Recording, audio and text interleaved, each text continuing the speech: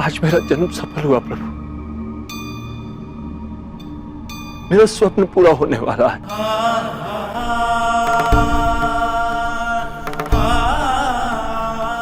भक्त को भगवान मिल जाए तो उसे और क्या चाहिए।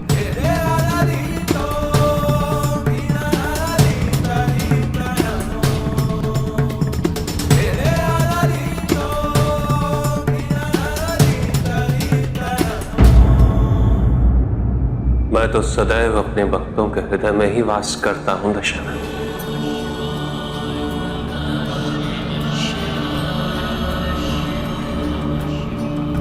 मुझे अत्यंत प्रसन्नता है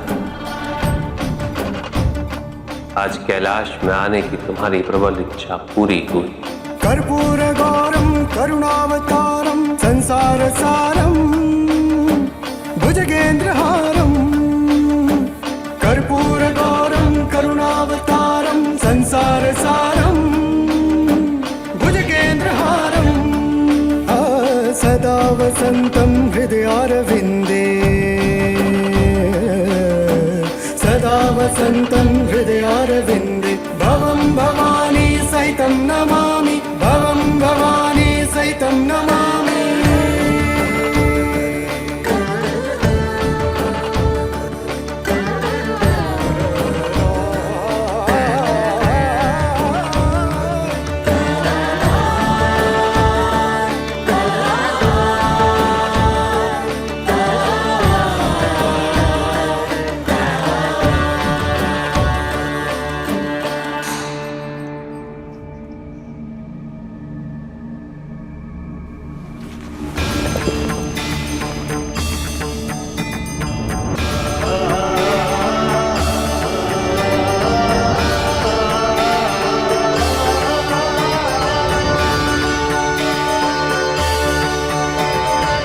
ये देखिए, वास्तुकार दशानन द्वारा निर्मित ये प्रतिकृति।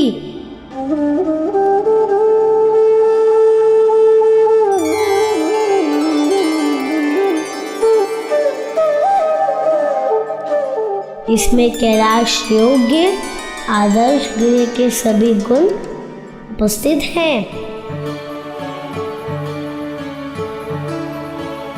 पिताजी, यदि आप स्वीकृति दें तो हम इसी के आधार पे भवन निर्माण का कार्य आरंभ कर सकते हैं। आदर्श गृह कैसा होना चाहिए, इसमें तुम सबके अपने अपने विचार थे।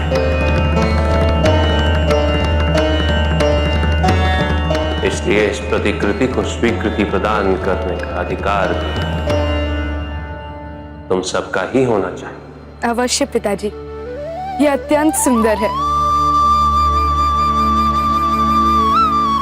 मैंने और गणेश ने तो इससे अपनी स्वीकृति पहले ही दे दी है पिताजी। और प्रभु, हमें भी यह अत्यंत सुंदर प्रतीत हो रहा है।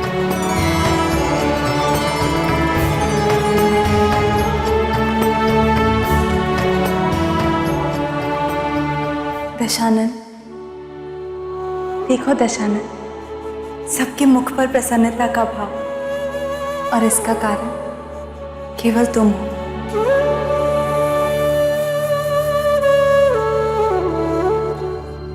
आज केवल तुम्हारा ही नहीं, अपितु हमारा भी स्वप्न पूर्ण हुआ है।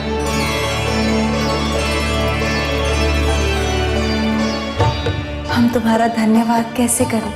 धन्यवाद करके मुझे लज्जित ना करें। आप मुझे केवल अनुमति दें, एक अवसर दें। कैलाश पर एक ऐसा ही भवन निर्माण करने हेतु।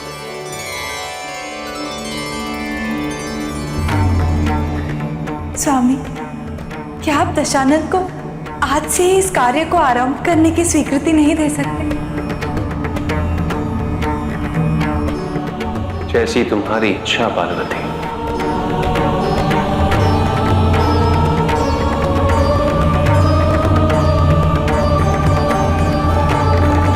गृह निर्माण आरंभ करने से पूर्व क्या मैं कैलाश का परीक्षण कर इस भवन की आधारशिला का स्थान सुनिश्चित कर लूं?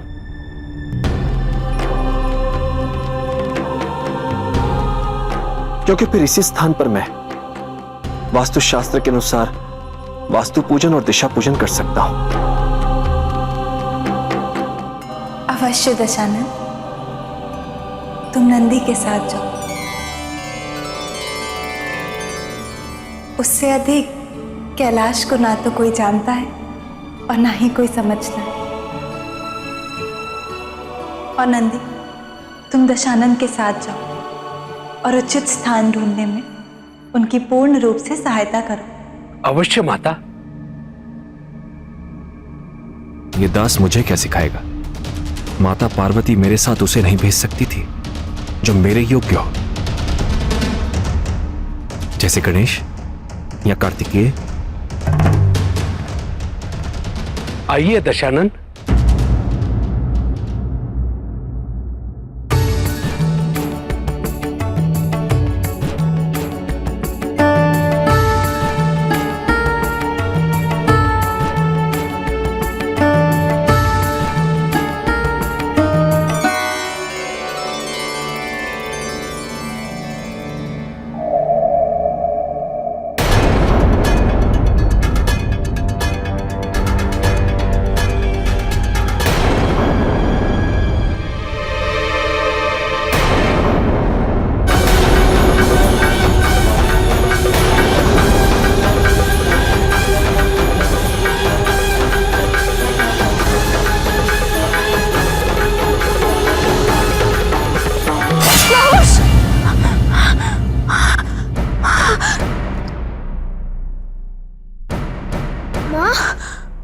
क्या हुआ माँ?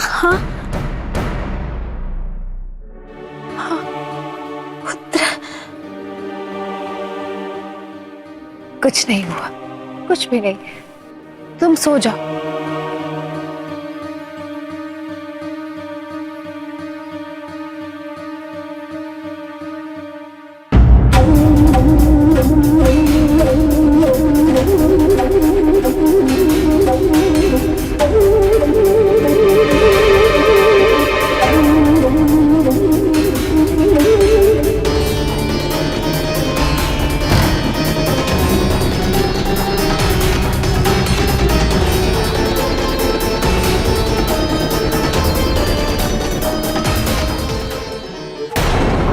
मैं चिंता क्यों कर रही हूँ?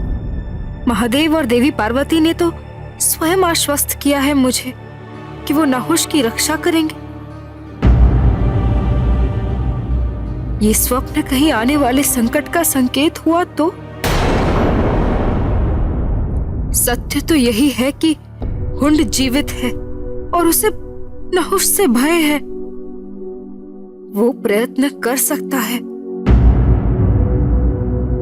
उपाय केवल एक है, नहुष का विवाह। हाँ, सभी समस्याओं का समाधान उसके विवाह में ही निहित है।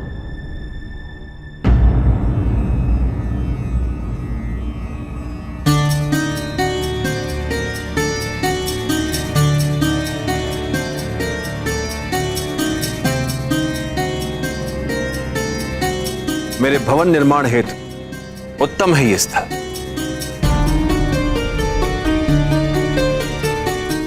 किंतु दशानन, इसके लिए तो आपको इन वृक्षों को काटना होगा। निसंदेह। नहीं नहीं दशानन, ये वृक्ष महादेव के अत्यंत प्रिय है। इनके नाम भी रखे हैं उन्होंने। इनका हनन उन्हें स्वीकार्य नहीं होगा।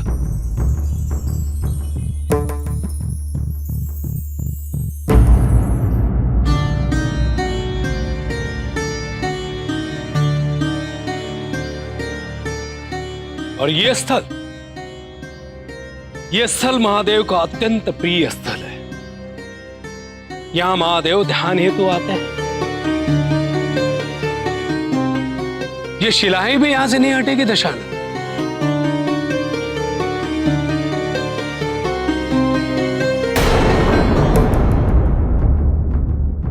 अब तो बहुत बड़ी दुविधा निर्माण हुई है दशानन। महादेव पशुपति है, वृक्षपति है, और कैलाश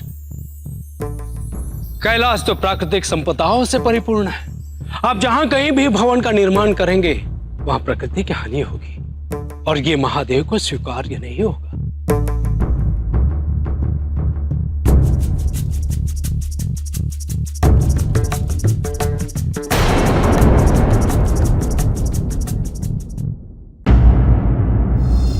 महादेव के दास हो, उनकी सेवा करो।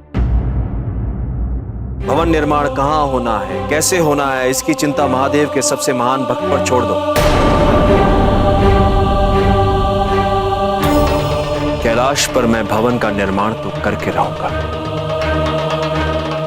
चर अचर जगत के स्वामी के लिए चर अचर जगत को बिना हानि पहुंचाए।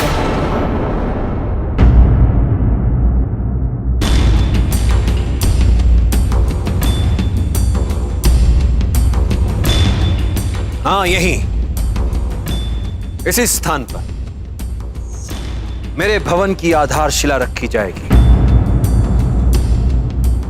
वास्तु पूजन और दिशा पूजन भी यहीं होगा।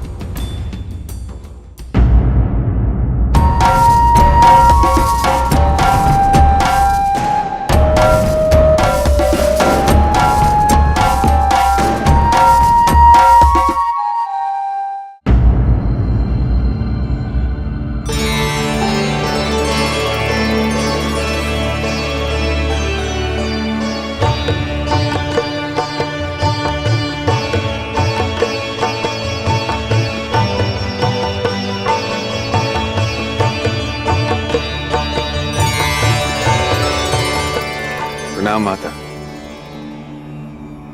माता, उस दिन ऋषि वशिष्ठ के आश्रम में मैं आपके और महादेव के दर्शन नहीं कर पाया। ये मेरा दुर्भाग्य है। मुझे यह ज्ञात हुआ माता कि आपने हमें कैलाश आने का निमंत्रण दिया है, इसलिए युद्ध से लौटने के पश्चात ही मैं आपके दर्शन करने चला आया। आप दोनों का स्वागत है। आइए हम कैलाश चलें। स्वामी कैलाश पर ही हैं। उन्हें आप दोनों से मिलकर अत्यंत प्रसन्नता होगी। माता, यदि आप अनुमति दें तो मैं आपसे कुछ कहना चाहता हूं। निसंकोच कहिए। माता, हमें अपने पुत्र नहुष की चिंता सताए जा रही है। असुरों के आक्रमण के बाद उसकी सुरक्षा पर बहुत बड़ा प्रश्न चिन्ह लग गया है। असुरों की इस संयुक्त सेना का सामना करने का बल मुझे नहीं लगता कि हमारी सेना के पास है। किंतु हमने और स्वामी ने नहुष की रक्षा का आश्वासन दिया है आप दोनों को। यह हमारा सौभाग्य है माता कि आपने और महादेव ने हमें यह आश्वासन दिया है। किंतु देवी, आप भी एक मां हैं। आप ये भली भांति जानती हैं कि जब मां के मन को संतान की चिंता सताने लगती है तो उनके इस भय को, इस शंका को दूर करना कितना कठिन हो जाता है। हम जानते हैं और समझते भी हैं, किंतु हम ऐसा क्या करें जिससे आपकी चिंता और आपकी शंका शांत हो सके? देवी, हम ये चाहते हैं कि आप नहुष और अशोक सुंदरी का विवाह करवा दें।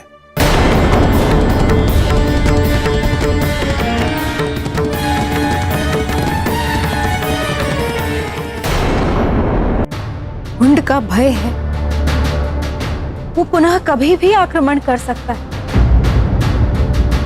हुंड को मिले हुए श्राप को पूर्ण होने दीजिए माता। मेरी चिंता तभी शांत होगी जब उसका वध हो जाएगा,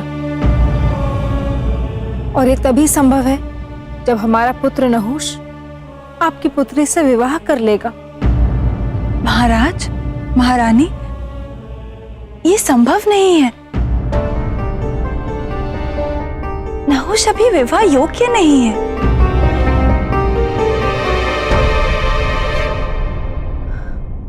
माता, समस्त संसार आपको जगत जननी के रूप में पूजता है। सभी को ज्ञात है कि आप ही प्रकृति हैं। नहुष को विवाह योग्य आयु का बना देना ये आपके लिए कठिन कैसे हो सकता है?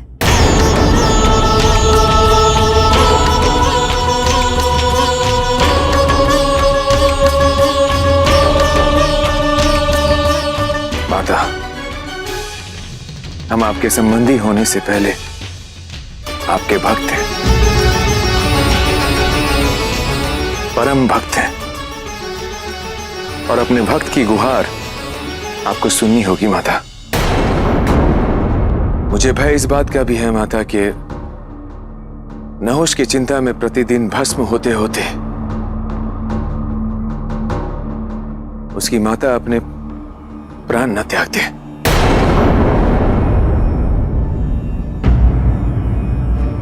ये निर्णय हम अकेले नहीं ले सकते। हमारे किसी भी निर्णय में स्वामी की सहभागिता और उनकी अनुमति अनिवार्य है।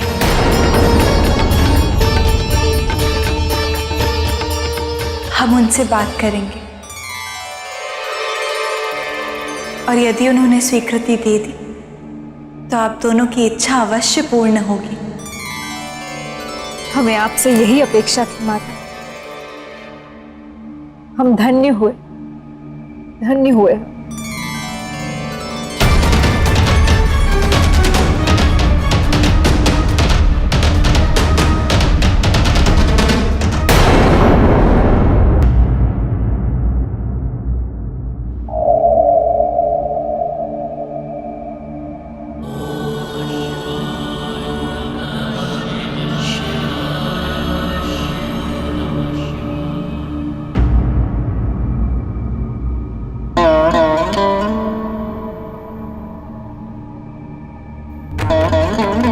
क्या हुआ पार्वती?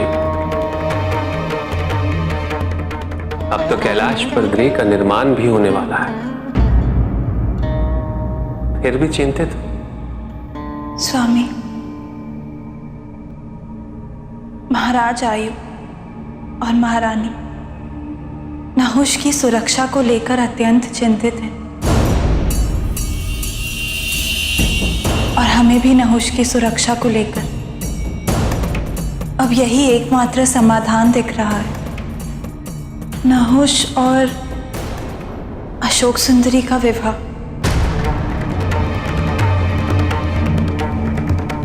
पार्वती, ये विवाह अभी कैसे हो सकता है? दोनों की आयु अभी विवाह योग्य नहीं। स्वामी, नहुष के माता पिता की यही इच्छा है कि हम उसे बड़ा कर दें और ये विवाह संभव। ये संभव नहीं है पार्वती।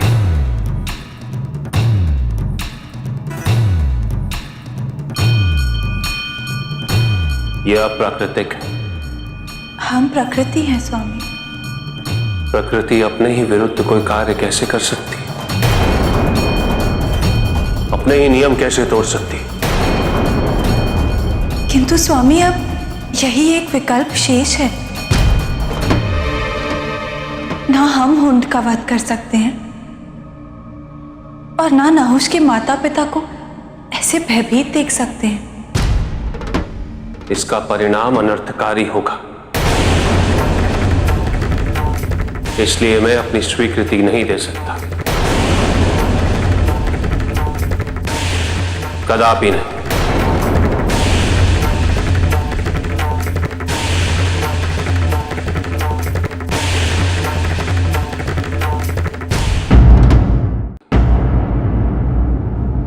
किंतु स्वामी, हम अपनी शक्तियों से नहुष को पूर्ण वयस्क बना सकते हैं, तो क्या समस्या है? पार्वती, क्या केवल शारीरिक रूप से वयस्क बनाना ही पर्याप्त है? क्या मानसिक विकास का कोई महत्व नहीं? क्या मानसिक विकास व्यक्ति की परिपक्वता हेतु अनिवार्य नहीं? तो हम उसे ज्ञान का वरदान दे देंगे। पार्वती, जिस ज्ञान का कोई उपयोग ही ना हो सके, उस ज्ञान का लाभ ही क्या? ज्ञान का उपयोग करने हेतु जीवन में उत्पन्न होने वाली विभिन्न परिस्थितियों का सामना करना आवश्यक होता है। उन अनुभवों से कुछ सीखना आवश्यक होता है। यदि तुमने नहुष को वयस्क बना भी दिया, यदि तुमने उसे ज्ञान का वरदान दे भी दिया, तो भी वो युवा अवस्था से वयस्क बनने की प्रक्रिया में प्राप्त होने वाले अनुभव से अनभिज्ञ रहेगा और उसकी अनुभवहीनता का दुष्प्रभाव उसके और अशोक सुंदरी के दाम्पत्य जीवन पर पड़ेगा।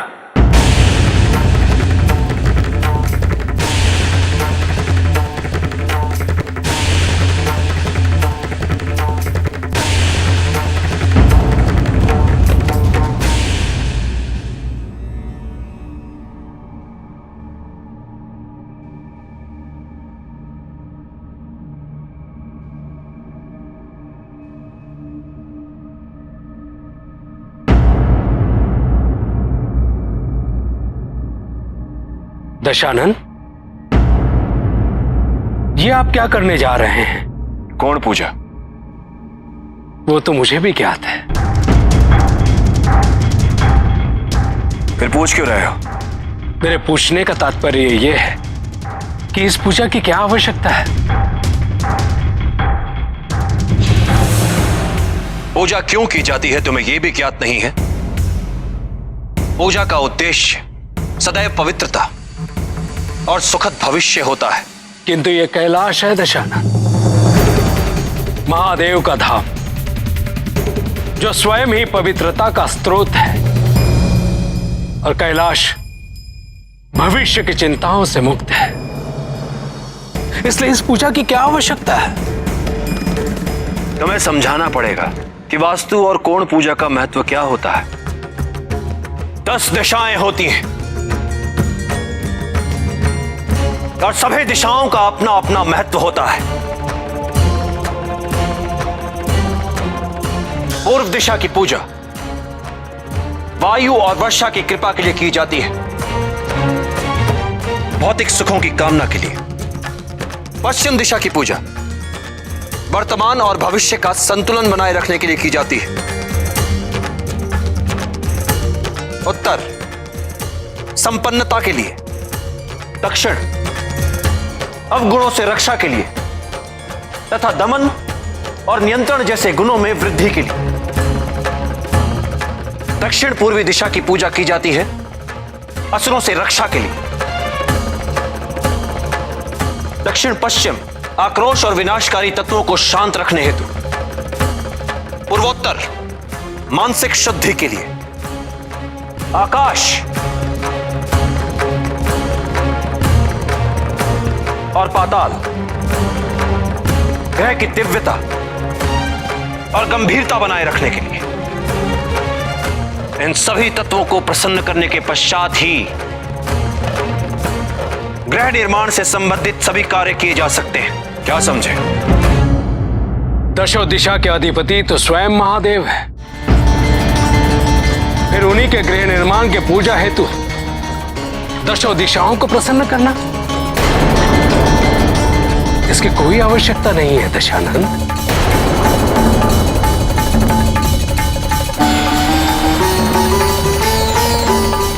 महादेव के सबसे बड़े भक्त दशानन को ही महादेव की दिव्यता का ज्ञान बांट रहे हो नंदी। गृह निर्माण का दायित्व मेरा है, इसमें किसी का भी हस्तक्षेप स्वीकार नहीं करूंगा मैं।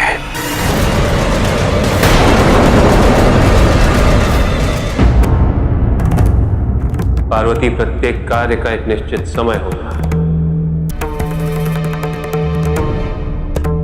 यदि तुमने समय से पूर्व ही नहुष को बड़ा किया और उसने हुंड का वध किया, तो हुंड की मृत्यु समय से पूर्व ही हो जाएगी। जो उचित नहीं होगा,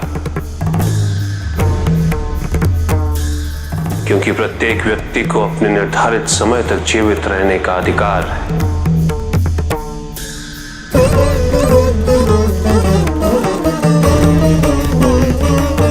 स्वामी, यदि आपका ये मत है तो फिर होंड नहुष की हत्या कर अमर हो जाएगा।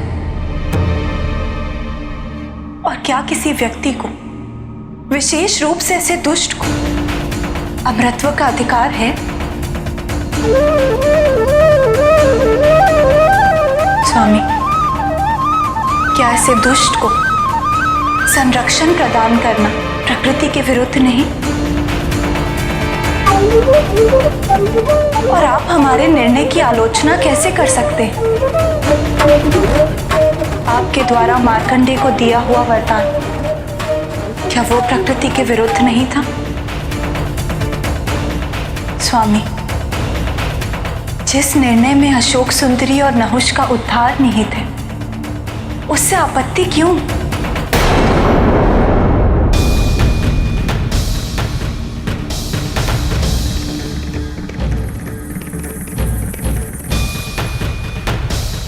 क्योंकि मार्कंडेय को वरदान देना मेरे निजी हित के लिए नहीं था पार्वती।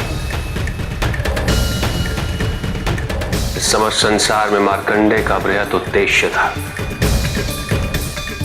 जिसके लिए उसे वरदान देना अनिवार्य था। किंतु नहुष और अशोक सुंदरी के लिए समय चक्र को परिवर्तित करना यह उचित नहीं। अपनी संतान के उद्धार हेतु पुरुष और प्रकृति के अधिकारों का उपयोग करना यह उचित नहीं।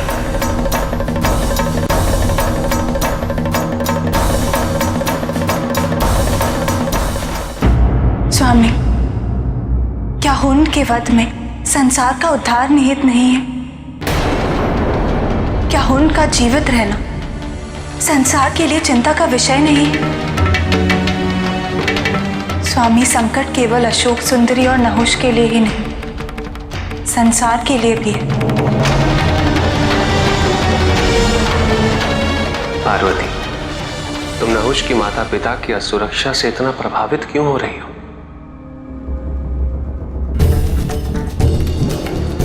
मैंने उन्हें स्वयं आश्वस्त किया है कि नहुष अब मेरी संरक्षण में रहेगा। हुंड से उसकी रक्षा मैं स्वयं करूंगा। तो भाई कैसा? महादेव,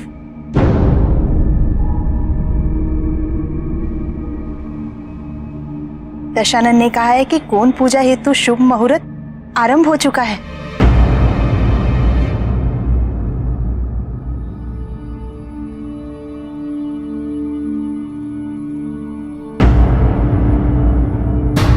क्या हुआ पार्वती?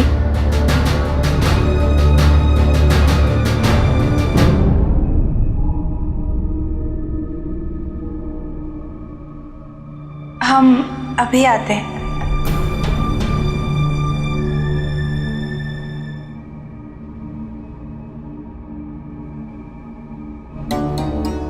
चलो पार्वती, सभी हमारी प्रतीक्षा कर रहे हैं। स्वामी, हमारी बात अभी समाप्त नहीं हुई है।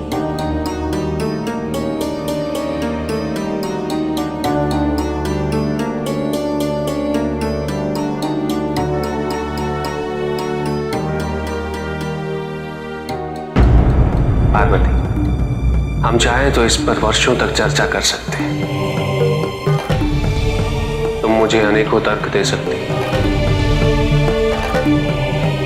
किंतु जो प्रकृति के विरुद्ध है वो मुझे कभी स्वीकार नहीं होगा।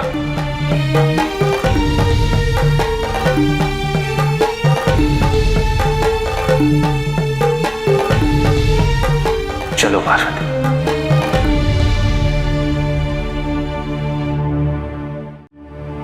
आपके भवन निर्माण हेतु मैंने ये स्थल चुना है। माता, ये 52 दिए आपकी प्रतीक्षा कर रहे हैं।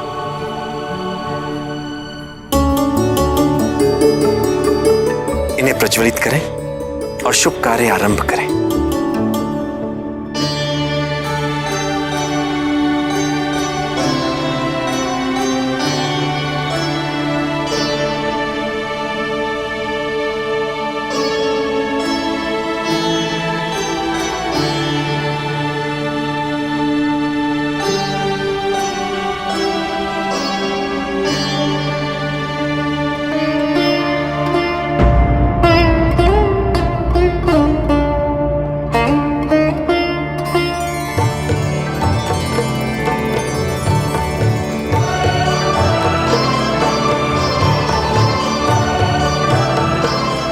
माता, आरंभ करें।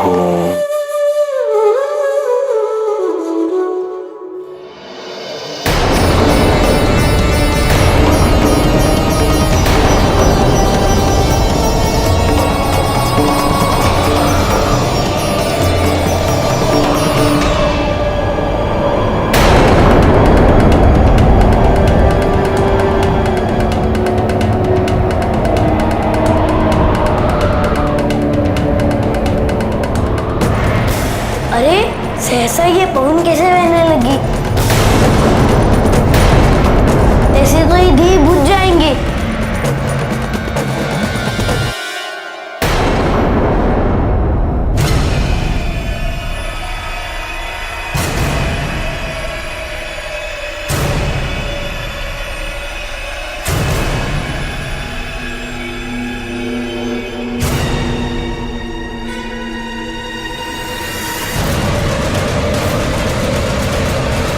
ये क्या हो गया?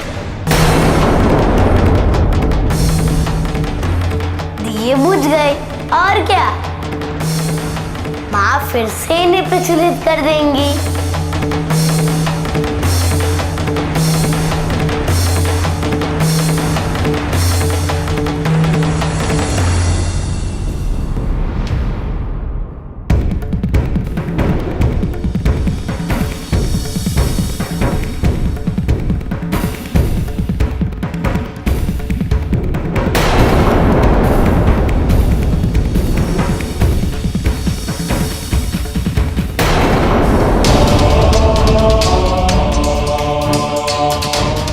निर्माण के पूर्व ऐसे दियों का बुझ जाना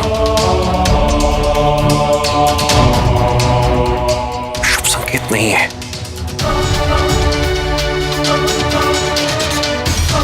यह अवश्य अपशकुन है।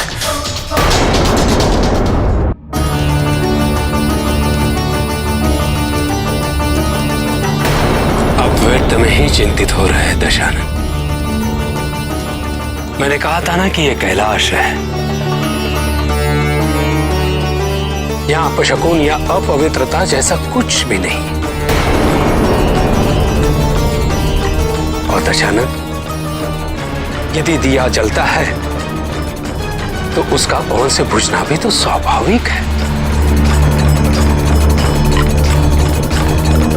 किंतु जहां दिन में सूरज जगमगाता है और रात में चंद्रमा, उस कैलाश पर दियों के जलने और बुझने की किसी को कोई चिंता नहीं है। आप निश्चिंत रहिए और पूजा आरंभ कीजिए।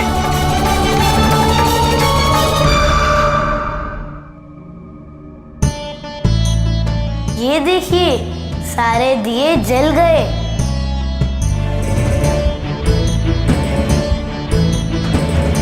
दशानन, आप पूजा आरंभ कीजिए।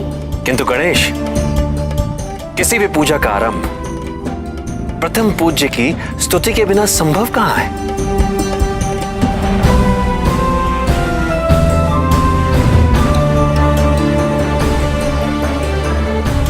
श्री गणेशाय नमः। वक्रतुंड महाकाय सूर्यकोटि समप्रभ निर्विघ्नं कुरु मे देव सर्वकार्येषु सर्वदा।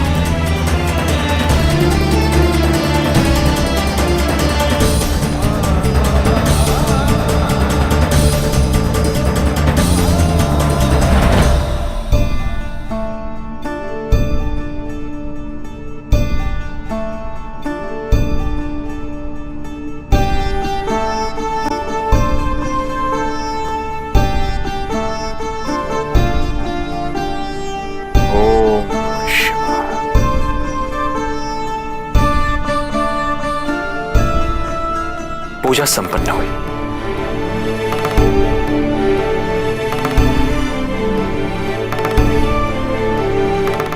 मुझे निर्माण कार्य आरंभ करने की अनुमति दे प्रभु। निर्माण संबंधित कुछ सामग्री मैं कैलाश लेकर आना चाहता हूं। मेरी स्वीकृति तो पहले से ही तुम्हें प्राप्त है दशानन।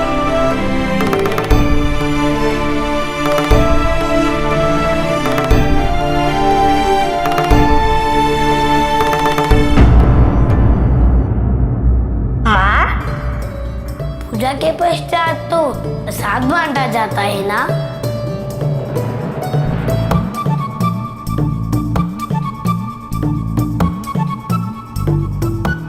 इस उपलक्ष्य में हम चाहते हैं कि सब एक साथ भोजन करें।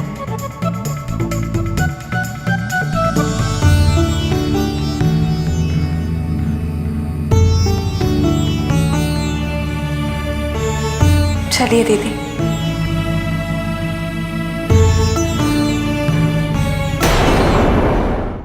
क्षमा करें प्रभु, मैं भयभीत हो गया हूं। तुम्हारे भय का कारण क्या है नंदी? जो कैलाश पर पहले घटित हुआ था न वैसे तो घटित नहीं होगा ना प्रभु। इस प्रकार माता सती और आपके संबंध में मतभेद, विवाद और असहमति की स्थिति थी और उसका परिणाम प्रभु आज वैसे ही मतभेद, विवाद और असहमति माता पार्वती और आपके मध्य में दिखाई दे रही है। विवाद, असहमति और मतभेद यह अवगुण नहीं है नंदी। ये तो प्रत्येक संबंध की परीक्षा का आवश्यक अंग है। जो संबंध इनमें उत्तीर्ण हुआ वो कभी खंडित नहीं होता। और जिसे तुम पार्वती का हट समझ रहे हो, उसी हट के कारण पार्वती और मेरा संबंध सदैव अटूट रहेगा। जो होना है वो होगा नंद, ये तो नियति है। किंतु एक बात जो नियति को भी निरर्थक कर सकती है, वो है किसी भी पत्नी का अपने पति के प्रति प्रेम। आनंद, पवित्र मन वाली स्त्री के संकल्प में इतनी शक्ति होती है कि वो काल पर भी विजय पा सकती है। मुझे पूर्ण विश्वास है नंदी, यदि इस विवाद, इस मतभेद के कारण मैं पृथक हुआ तो पार्वती के प्रेम की प्रबलता मुझे पुनः पालेगी। और ये केवल आदि शक्ति तक ही सीमित रही। भविष्य में ऐसे कई वृतांत आएंगे नंदा, जो बार बार इस तथ्य की पुष्टि करते रहे ताकि ये समस्त संसार एक पत्नी की शक्तियों से अनभिज्ञ न रहे। भविष्य में आप किस ओर संकेत कर रहे हैं? सावित्री की ओर, जो अपने अटूट प्रेम, पवित्रता, विश्वास, हठ, घोर तप और त्याग के बल पर अपने पति को मृत्यु के मुख से भी वापस लेके आएगी। ये वो गाथा होगी जो अनंत काल तक ये समस्त संसार भूल नहीं पाएगा। सावित्री प्रत्येक स्त्री के लिए एक आदर्श पत्नी का रूप प्रस्तुत करेगी। वो ये सिद्ध कर देगी कि यदि पत्नी चाहे तो अपनी शक्ति से नियति को निरर्थक कर सकती